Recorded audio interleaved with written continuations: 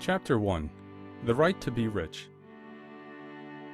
Whatever may be said in praise of poverty, the fact remains that it is not possible to live a really complete or successful life unless one is rich.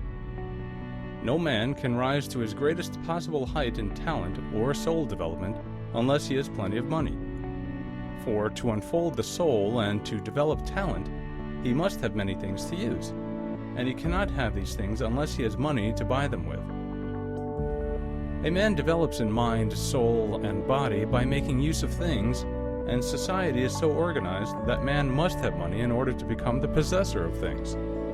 Therefore, the basis of all advancement for man must be the science of getting rich.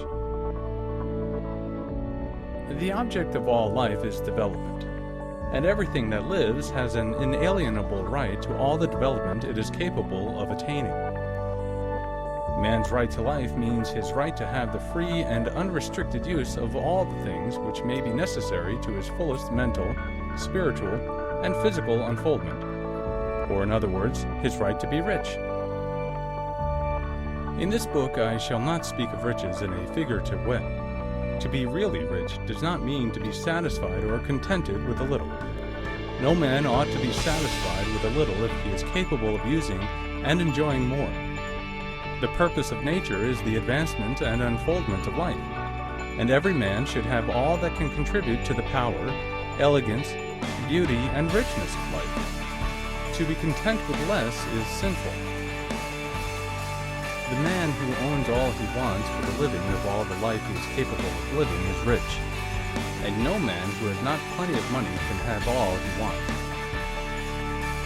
Life has advanced so far and become so complex that even the most ordinary man or woman requires a great amount of wealth in order to live in a manner that even approaches completeness. Every person naturally wants to become all that they are capable of becoming. This desire to realize innate possibilities is inherent in human nature. We cannot help wanting to be all that we can be. Success in life is becoming what you want to be. There is nothing wrong in wanting to get rich. The desire for riches is really the desire for a richer, fuller, and more abundant life, and that desire is praiseworthy.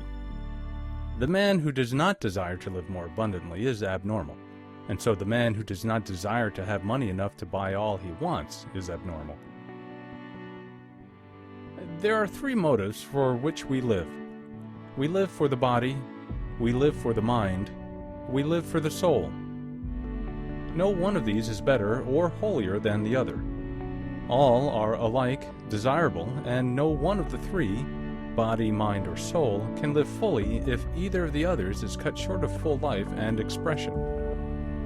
It is not right or noble to live only for the soul and deny mind or body, and it is wrong to live for the intellect and deny body or soul.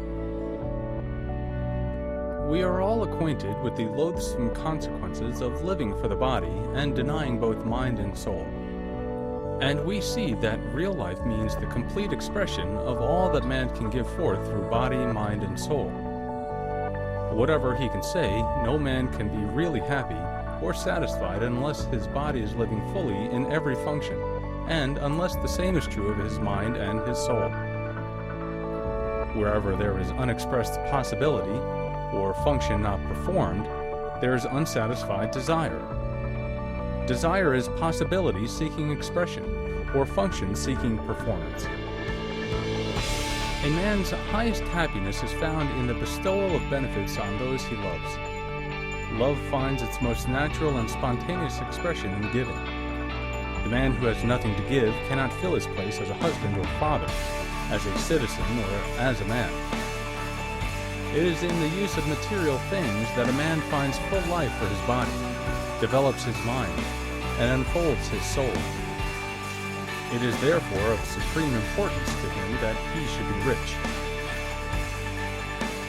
It is perfectly right that you should desire to be rich. If you are a normal man or a woman, you cannot help doing so. It is perfectly right that you should give your best attention to the science of getting rich, for it is the noblest and most necessary of all studies. If you neglect this study, you are derelict in your duty to yourself, to God, and humanity. therefore, you can render to God and humanity no greater service than to make the most of yourself.